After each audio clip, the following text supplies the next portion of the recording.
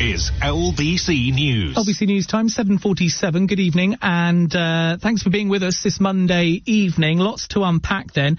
We've already heard from the Prime Minister once very earlier on today when he spoke to MPs in the House of Commons, where he outlined his COVID winter plan, and then he's just been addressing the nation in the last few moments, where he has set out more details about the vaccine and has also given us some more details about his winter plan as well.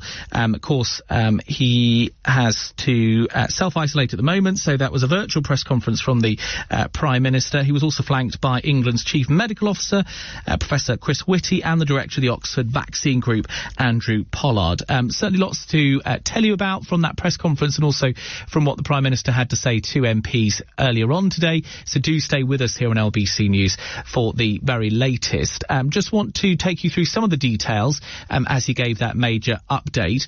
At Downing Street, Boris Johnson said all four nations of the UK are coming up with a plan for Christmas. This is not the moment to let the virus rip for the sake of Christmas parties. It is the season to be jolly, but it is also the season to be jolly careful, especially with elderly relatives. Working with the devolved administrations, we will set out shortly how we want to get the balance right.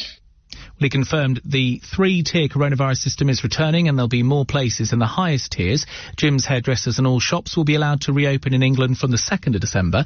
In tiers 1 and 2, limited crowds will also be able to watch sports and live gigs. But in tier 3, the hospitality sector will have to close with only takeaway and delivery on offer. We've also heard more about the new vaccine as well. Scientists behind the Oxford University AstraZeneca jab say it's 90% effective in preventing COVID, depending on the dose given.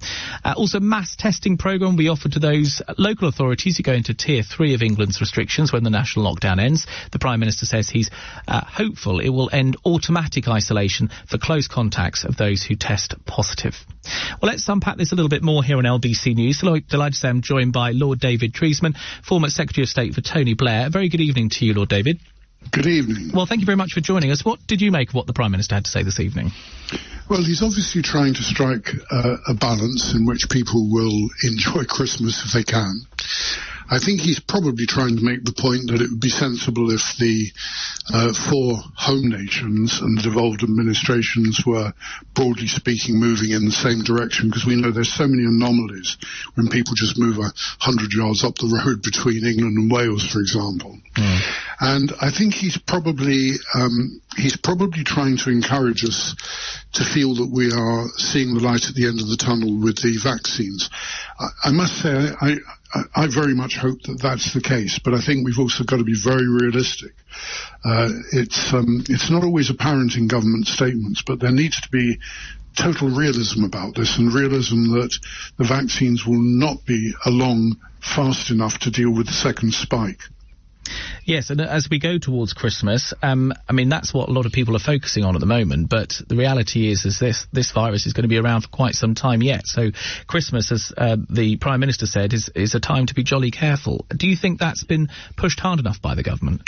Well, I suppose he always tries to find the jolliest way of saying things. Personally, I would prefer it if it was just rather kind of colder and more clinical, and I think we're all grown up enough to deal with that.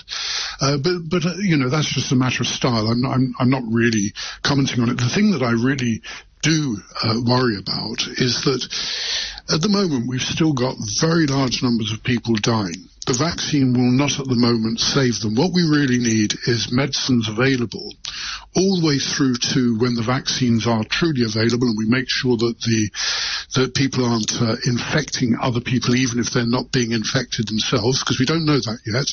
Nobody knows that really about the vaccines yet, although we're very hopeful. But I've also wanted, and I've been working hard at this, I've also wanted to see medicines that we know are available around the world, which have got a remarkable record in keeping people alive when they're in the most desperate of circumstances. I mean, I've been trying to persuade the government, not for any commercial reason, but trying to persuade the government that a medicine that has been developed in Cuba called Jasvinza, which has got a 94% success rate among people who it was expected would die, but have gone home well. Now, we need every single one of these weapons at our disposal, because, as you say, and I'm completely in agreement with this, as you say, we're going to wait a while before we know we're clear of this thing, and we need to be able to deal with all facets of it. Well, of course, a lot of the talk has been about not overwhelming the NHS, and that's why we've had the Nightingale hospitals and things like that. A lot of the talk has been about trying to squash the curve, and I guess that these drugs that you talk of will be one way to make sure that the NHS is not overwhelmed. Well, that's absolutely true. I mean, normally when people think of a little country like Cuba, they don't think of it as being a great force in world medicine. As it happens, it is. It's probably the greatest specialization it has. But there are also, of course, other countries and other medicines. And what I would want to see is the full range of things, which mean that if someone would not die in Havana, they're not going to die anywhere in the UK either. And I want us to be in a state of safety so that by the time the vaccines come along, and I'm very hopeful about the vaccines, and I'm very hopeful about the data, that there will be a number of people who will not have died unnecessarily and who have the prospect with the vaccines of living a normal life. Do you think too much hope and too much weight potentially has been put on these vaccines? Because in reality, as the Prime Minister says, it's actually going to take some time before everyone who needs one is going to be able to get one.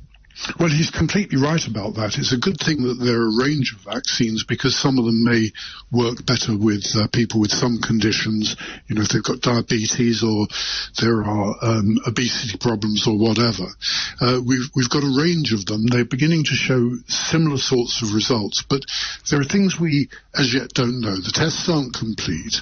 We don't know whether people who will have the vaccine will still be shedding elements of the COVID virus. We don't know yet whether the immunity will last for a few months or for longer than that. And so I think we've just got to be ready for anything, because this is a bad disease, isn't it? It's a bad one, and we really, really are just learning about it.